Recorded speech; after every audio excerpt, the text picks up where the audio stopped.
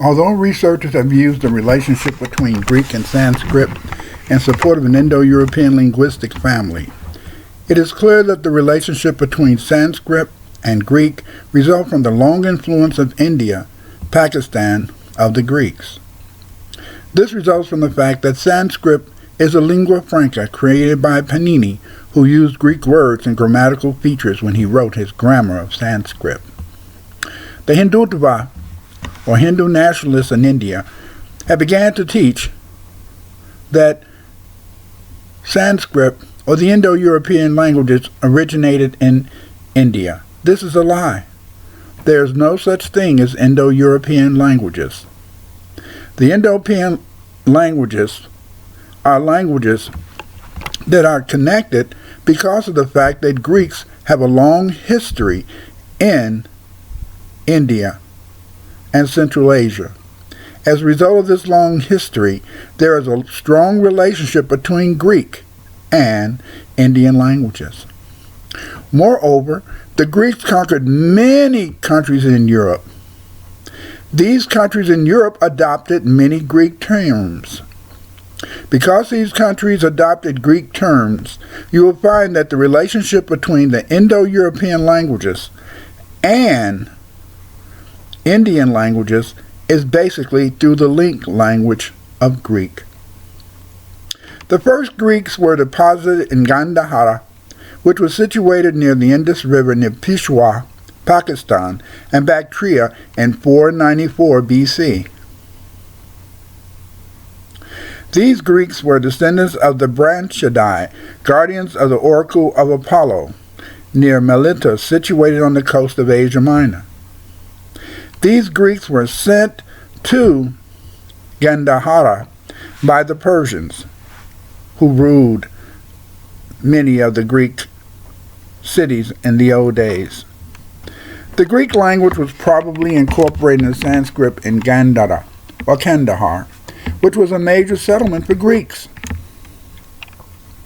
Many of the rules for Sanskrit were codified by Panini, who was born in Salutura in Gandhara, which was located in northwestern Pakistan. Panini's grammar contains 4,000 rules. It is these rules which we teach people who are interested in learning the Sanskrit language. Panini in his writings mentions the word Yavanani at 4149. Yavanani means Greek script. The presence of this term, Yavanani, in Panini's grammar indicates that Greeks were in Gandhara when he wrote his grammar of Sanskrit. These Greeks probably, in a sense, language was incorporated in Sanskrit, which was really a lingua franca. A lingua franca is a language used by people to allow them to communicate in an environment where there are numerous languages spoken. In ancient Gandhara, many languages were spoken.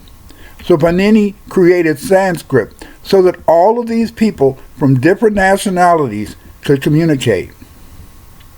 When Alexander entered the Hindu Kush region in 327 BC, Greek settlements were already in the area. By 180 BC, as the Mauryas fell into decline, the Greek kings of Bactria took control of western Punjab and Gandhara up to the Indus River.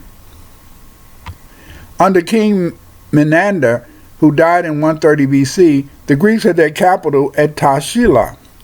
The center of Greek culture in the area was Shahrazada, near Peshawar, Pakistan. There was a massive immigration of Greeks into Central Asia as a result of Alexander's conquest of Asia between 335 and 250 BC. These Greeks settled many areas already occupied by Greeks exiled to Afghanistan by the Persians, like Shara-e-Khana, Old Kandahar. Shara-e-Khana had been an Achaemenid fortified city before Alexander's conquest. The Greeks also built or successfully occupied many urban centers in India, especially Bactria, including Akanam, Bagram, and Arashostia, Kandahar. There was a large Greek population in the area. Greek sources claim that Greek Bactrians ruled 1,000 cities. Yes, 1,000 cities. So as you can see, the Greek language was widespread in ancient India. Ancient Bactria was situated between the Middle Oxus Amudarya River in the north, the Pamir Mountains in the northeast, and the Hindu Kush in the south. After Alexander, there was an increased number of Hellenistic sites between the 3rd and 2nd centuries, especially at Ai-Khanoum, maybe as a result of Greek immigration. Ai-Khanoum had a Greek theater that seated 6,000 people. Many Greek terms were probably incorporated in the Prakrits of northern India, Pakistan, and Central Asia. Here the Greeks minted their coins with Kharosthi, Brahmi, and Greek inscriptions. Greek was used for commercial purposes and served as a Bactrian lingua franca of the Kabul Valley and of Gandhara. During the rule of Pushyamitra, many Greeks settled in India.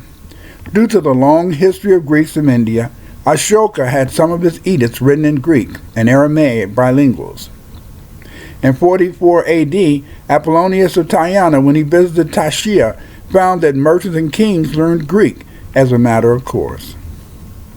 Panini's mention of Yavanani's Greek writing suggests that he may have had a knowledge of Greek when he composed the Sanskrit grammar.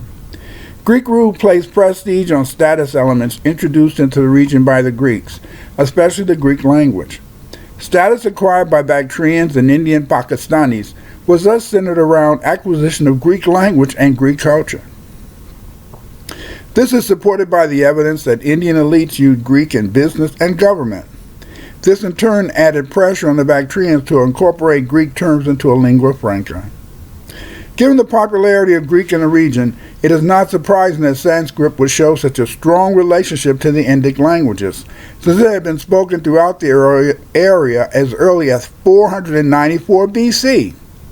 Commenting on the Greek rules of India, Kalki and Ruthmud said that they are referred to as Indo-Greeks, and there were about 40 such kings and rulers who controlled large areas of northwestern India and Afghanistan.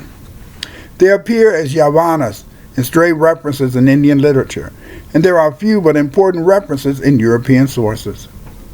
In conclusion, beginning with the Persians, and especially after Alexander's conquest of Asia, due to the Greek influence in Bactria and India-Pakistan, Indians and Bactrians had to acquire Greek culture to enhance their position and opportunity in North India and Bactria during Greek rule. Without the connection between Sanskrit and Greek, there are no Indo-European language family. And as we have proven, the Greek connection between the Indian languages and Greek is a result of the Greek colonization of Central Asia and India.